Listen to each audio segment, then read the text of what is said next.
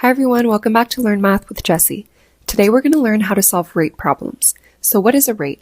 A rate is how quickly something changes, typically with respect to time. So normally it's some amount over time. So for this first question, we have that a printer can print 240 flyers in 6 minutes, which is a rate in and of itself.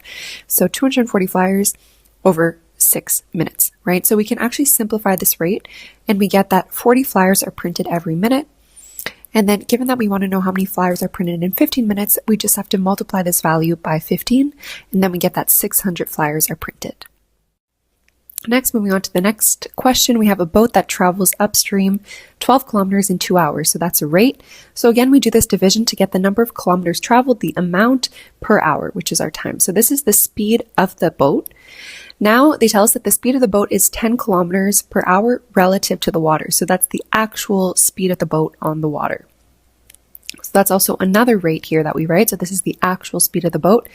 So now we're looking for how fast is the flow of the stream. So how much is the stream pushing to bring the 6 kilometers an hour to 10 kilometers an hour?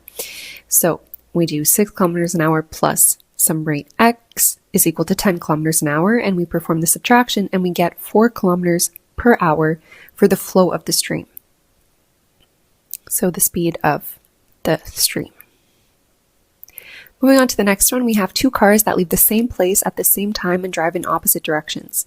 So we have one that travels at 70 kilometers an hour, which is already a rate, and one at 85. And we want to know how far apart they are after 3 hours. So we multiply both rates by 3 hours to get the number of kilometers traveled. So here we have 70 times 3, which gives 210, and 85 times 3, which gives 255.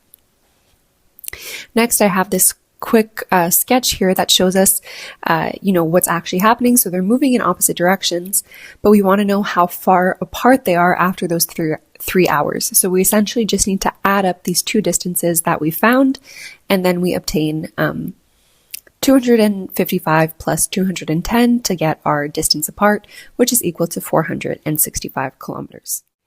Moving on to the next problem, which is a combined rate problem. We have that Mia can wash all the windows in 4 hours, Noah can wash all these same windows in 6 hours, and we want to know how long it will take to wash all the windows if they work together.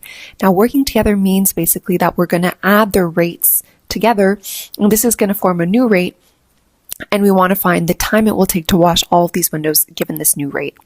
So I'm writing Mia's rate down, which is W over 4, if we consider that W represents all windows, and Noah is W over 6. So again, we're saying that working together is summing their respective rates. So we add W over 4 with W over 6. And because we're looking for the time it's going to take for them to wash all the windows if they work together, we multiply both of these terms by T. And we say that that's equal to W because their combined rate is going to allow for all windows to be washed, and all windows is represented by W. We then divide by W because it's a common term across all of them. We get T over 4 plus T over 6 is equal to 1. We multiply by 12, right, to get rid of these fractions, and then we get 3T plus 2T is equal to 12. Now we isolate for the T and we get that T is equal to 12 over 5 hours, which is also equal to 2.4 hours. So it therefore takes 2.4 hours for them to wash the windows together instead of washing them solo. Our last problem is also a combined rate problem where we have Maria and Alex cleaning classrooms. So we have that Maria can clean 6 classrooms in 12 hours. So if we simplify this rate, she can clean 1 classroom in 2 hours, or we can also think of it as half a classroom in an hour. I wrote Noah as Alex. I was still caught up on the other problem. But we don't know how long it takes Alex to clean the 6 classrooms. That's actually what we're asking, right? So they give us the combined rate. We're told that if she works together with Alex, they can clean the 6 classrooms in 8 hours. But if Alex works alone, how long will it take him to clean the 6 classrooms? So that's why we represent Alex, or Noah here, his rate as 6 classrooms over an unknown number of hours. And we say 6 over X, where X is the number of hours needed to clean the 6 classrooms alone. Right? So in the other problem, we had that T that we were looking for. So the time that it would take for both of them if they work together. Here we're working kind of in the opposite sense.